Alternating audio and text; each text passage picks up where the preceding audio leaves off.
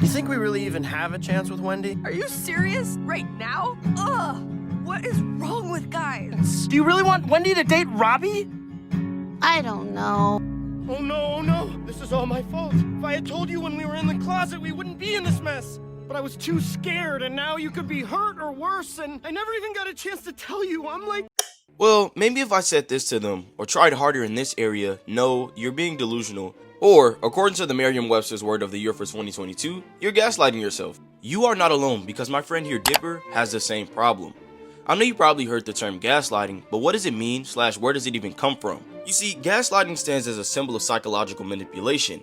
While most people recognize gaslighting today as a tactic of emotional abuse, its roots provide a more precise, even cinematic definition. The concept originated from the 1944 film Gaslight, in which a husband manipulates his wife's perception of reality. He dims the gaslights ever so slightly each evening, only to dismiss her observations as imaginary. He hides items and insists she lost them, and orchestrates a narrative in which she begins to question her sanity. Oh, that's wonderful. And you thought I was being cruel to you. Keeping people away from you. Making you a prisoner. Oh, you're the kindest man in the world. Because I am mad, I hate you. Because I'm mad, I betrayed you. And because But gaslighting isn't limited to interpersonal relationships. Sometimes we unknowingly turn this power inward onto ourselves. Self-gaslighting often appears in the realm of unrequited love, where hope, rationalization, and denial blur the line between reality and fantasy. This is where Dipper falls in line.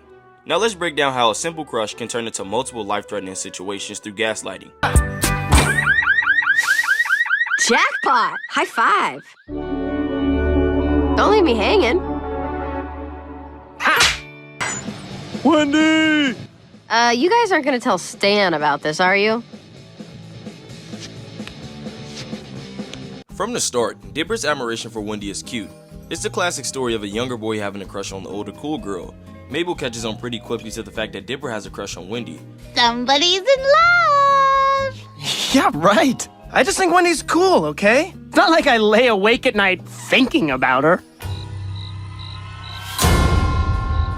Uh-oh. Of course, Dipper wants to keep it a secret, but he also wants to keep hanging out with Wendy. Waiting for me. Hey, wait, maybe I could, or we could come with you. Ooh, I don't know. My friends are pretty intense. How old did you guys say you are? We're 13, so technically a teen. All right. I like your moxie, kid. Let me get my stuff. Since when are we 13? Is this a leap year? One thing I love is that from the beginning, they make it very clear of the age gap between Wendy and Dipper. If you watch the show, you know that Dipper finds himself in many situations where he's trying to prove himself. Sometimes this doesn't work. I chewed my gum so it looks like a brain. Blah. She's not much for first impressions, unlike this guy. This guy. And sometimes it does. I think it's stuck. Let me take a crack at it. Oh yeah, I can't get in, but I'm sure a junior here is gonna break it down like Hercules. Come on, leave him alone. He's just a little kid. Go, Dipper! Punch that metal thing! Hey, Dipper, take it easy. Who wants to bet he doesn't make it? Fast forward, they ended up in an abandoned store haunted by ghosts who, get this, hates teenagers. And guess who has to admit he's not what he seems to be? Dipper. Hey, Ghost!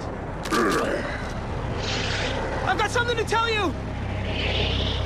I'm not a teenager!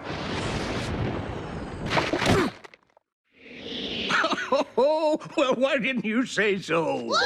Now, of course, he saves the day, but as you can see, even early on, his attempts to win her over are rooted in his delusion that if he seems older, she'll like him no matter what her actual feelings are. Have you ever twisted a neutral moment into evidence of hidden affection? A casual smile, a passing compliment, or even a text reply can become overanalyzed. You convince yourself that these are signs of a deeper connection. It's not just hope, it could also be self-deception. A narrative you craft to fill a void. Dipper does this a lot, even though from our point of view, we know Wendy is just being a good friend. In the episode Double Dipper, Dipper tries to use a detailed plan using clones of himself to get closer to Wendy at a party, you know, instead of just talking to her. We got to see firsthand how crazy Dipper is when it comes to overanalyzing. If I follow steps 1 through 11, nothing can get in my way. Dipper, you're the one getting in your way. Why can't you just walk up and talk to her like a normal person? Step 9, sister.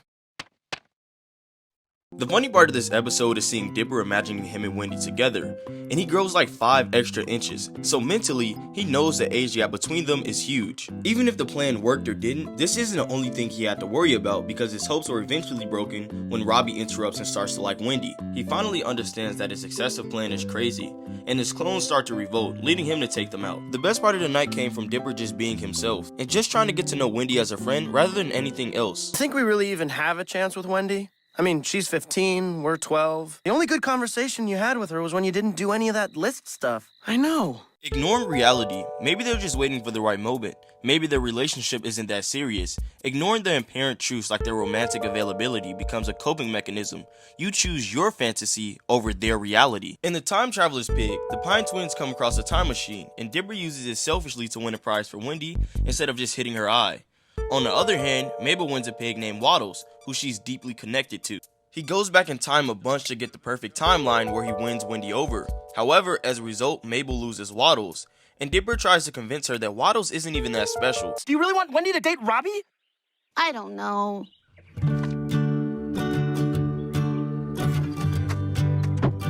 You're not guilt-tripping me, Mabel. Mabel ends up getting severely depressed, and Dipper just thinks she's joking, but when he time travels in the future, he realized maybe this meant a lot more to Mabel than he thought. Doing the right thing, he gives up his chance with Wendy so Mabel can have a chance to have Waddles. If this isn't a wake-up call, then I don't know what is. Dipper basically having the odds to beat Thanos just to win a prize for Wendy says it all. Unrequited love isn't just a Dipper problem, it's practically a rite of passage. Study shows that 98% of people have felt this way.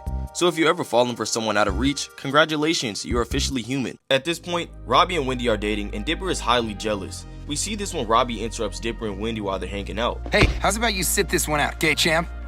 But we just started this round. Whoa, hey, relax, man. I'm just trying to spend a little time with my girlfriend, all right? Of course, Robbie is a jerk and a weirdo for being insecure that a 12-year-old could possibly sway Wendy away from him, but he has a point.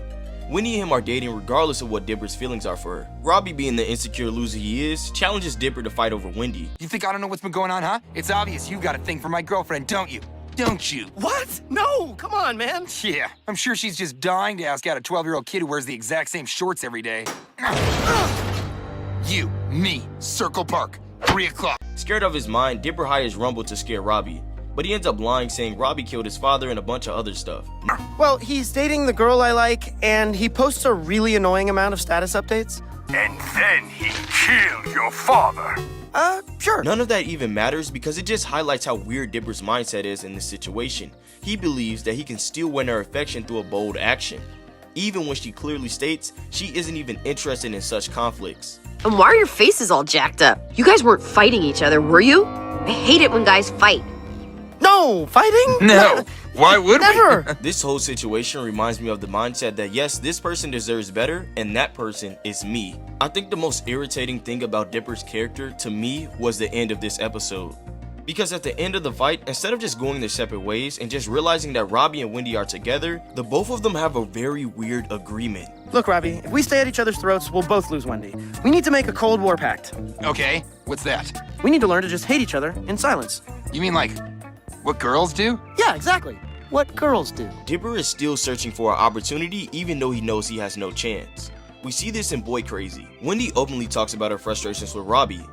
Look, Robbie, I'm not sure this relationship's working. Maybe I should see other people. Giving Dipper hope that he might have a chance with her. Robbie comes and plays some magic song for Wendy that he claims he made for her.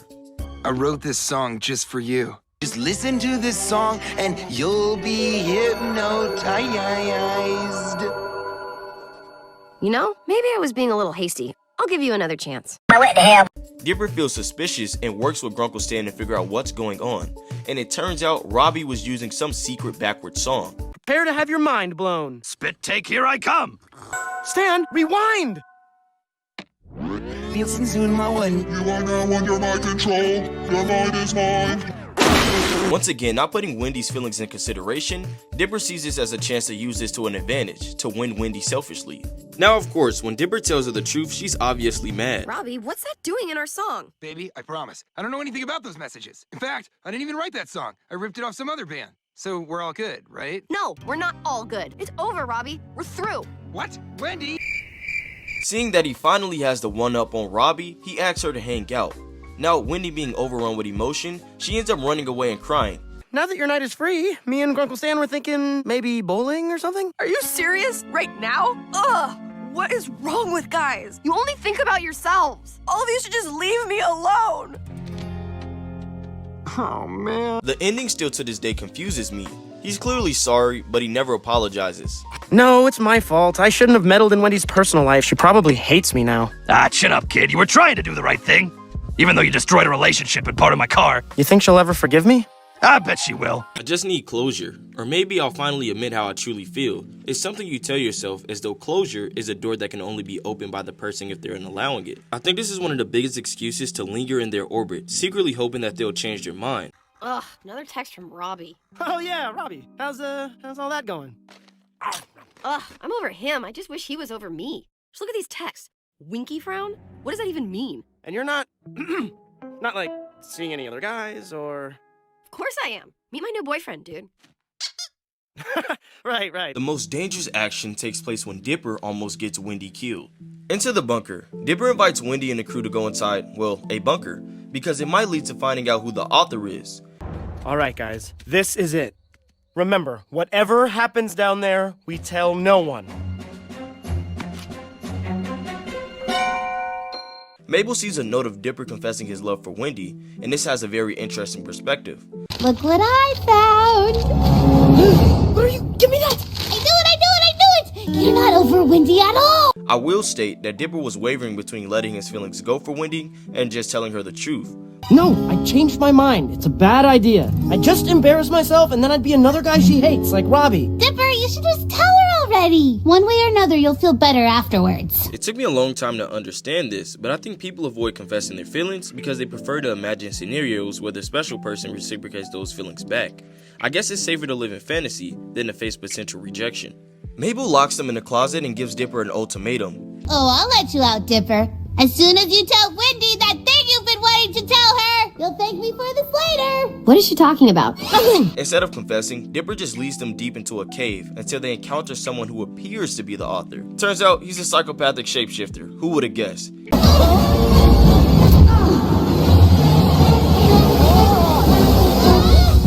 Wendy seriously gets hurt and assumed to be dead, and Dipper then confesses his feelings for her.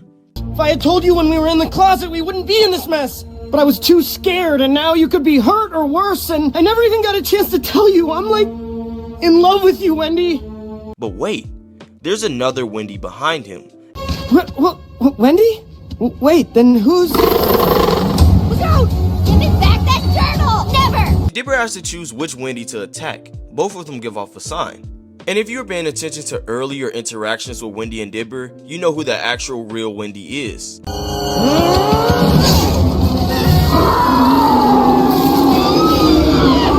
Luckily, Dipper knew who the real Wendy was, and that's only because Dipper finally stopped gaslighting himself about possibly having a chance with her.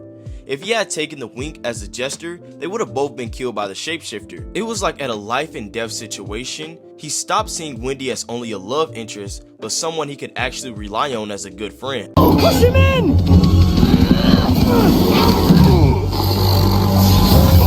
After this, Dipper finally confesses his feelings for Wendy, and she kindly lets him down. In the heat of the moment, I might have said some dumb things, and can't we just pretend none of that ever happened? Please?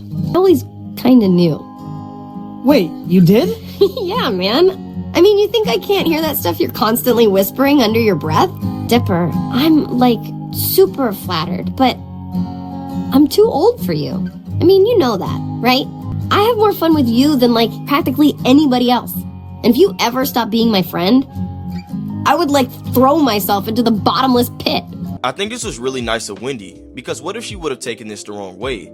Dipper would have lost out on a really good friend because he only seen her as a romantic interest. Watch it! Go around that bubble field! No way around! Hold on! We're going through! Dipper's last test was perfect. When they go into Mabel's bubble in Weird-Mageddon, where any reality can be made, Wendy states that they can be the same age in this bubble. If we were the same age, maybe you and me could, I don't know, actually be together. Wait, really? I bet if we asked Mabel, she could do it right now. In this place, it could finally be just you and me. Come on, man. Just take my hand. Similar to the bunker episode, Dipper realizes that this is a fake scenario crafted by Bill, quickly comes to the conclusion that they're just not meant to be together. Oh, this isn't real! I'll end with this. Dipper's story reminds us how easy it is to cling on to fantasies and just to avoid rejection. But unrequited love is something almost everyone experiences, and it's just a chance to grow. Letting go of a fantasy and face reality may be hard, but it's the first step towards valuing yourself and moving forward. With that being said, I want to thank you for watching Media Munchies, and peace.